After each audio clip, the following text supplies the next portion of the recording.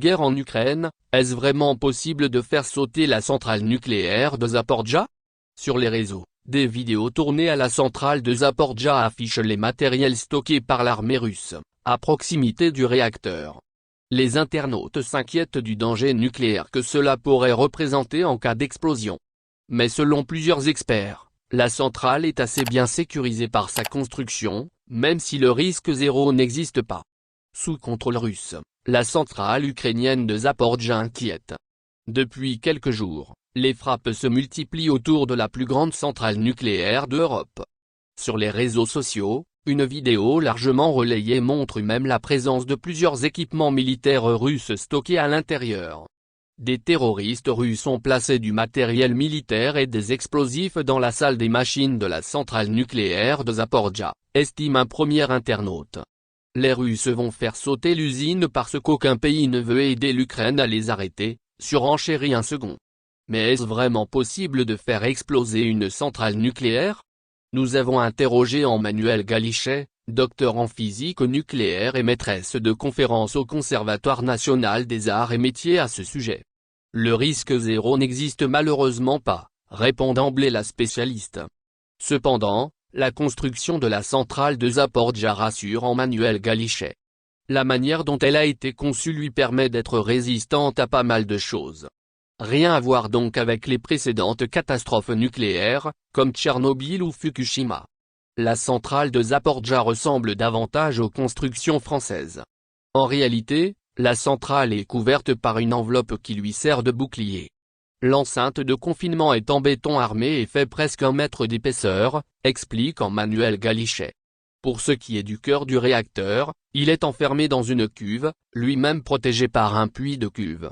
Et en surface, une dalle très robuste limite la casse des chutes d'objets lourds. Toutefois, la docteure est inquiète sur un point, aucun exploitant nucléaire n'a fait de démonstration de sûreté afin de prouver qu'une guerre et des armes plus ou moins puissantes ne pouvaient pas atteindre la centrale.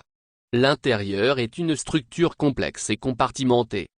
Le constat d'Emmanuelle Galichet est partagé par les experts du magazine Défense Sécurité Internationale. Sur un fil publié sur Twitter, ce vendredi, la presse spécialisée a répondu aux différentes craintes d'une future explosion. Qu'il y ait des camions n'indique pas que quelque chose va se passer. Selon l'auteur, le matériel est surtout entreposé dans le bâtiment turbine, adjacent au bâtiment réacteur. Comme nous l'indiquait Emmanuelle Galichet, les matériaux de la centrale limitent les risques d'une terrible explosion. Le bâtiment turbine est construit en béton, avec des structures, murs, toits, en métal. L'intérieur est une structure complexe et compartimentée, souligne le compte Twitter Défense Sécurité Internationale. Selon eux, le risque dépendrait surtout du volume d'explosifs et de leurs emplacements. Il n'est pas certain que le bâtiment réacteur puisse être touché, ni que des organes essentiels et pouvant relâcher de la radioactivité, générateurs de vapeur, boucles primaires, pompes primaires et auxiliaires, en son sein le soient, conclut l'auteur, qui confirme les dires de la chercheuse du CNAON. Zaporijia n'est ni Tchernobyl ni Fukushima, les structures de confinement diffèrent. De trop fortes conséquences. Emmanuelle Galichet et Défense Sécurité Internationale sont également d'accord sur un point, la Russie ne se risquerait pas à faire exploser une centrale en Ukraine. Les Russes et Ukrainiens sont conscients du risque qu'ils font peser sur leur population avant tout, avance Emmanuelle Galichet. Des rejets plus ou moins massifs sont susceptibles de poser problème aux Russes eux-mêmes, explique l'auteur de Défense Sécurité Internationale. Cela ressemblerait plutôt à une stratégie de la peur qui joue sur l'angoisse des risques nucléaires, certainement exacerbés par les catastrophes nucléaires comme Tchernobyl. Toutefois, les frappes autour de Zaporijia ne peuvent pas être ignorées. Nous devons nous préparer à tous les scénarios possibles, a récemment alerté le ministre de l'Intérieur ukrainien, Denis Monastyrsky, lors d'un déplacement à la centrale.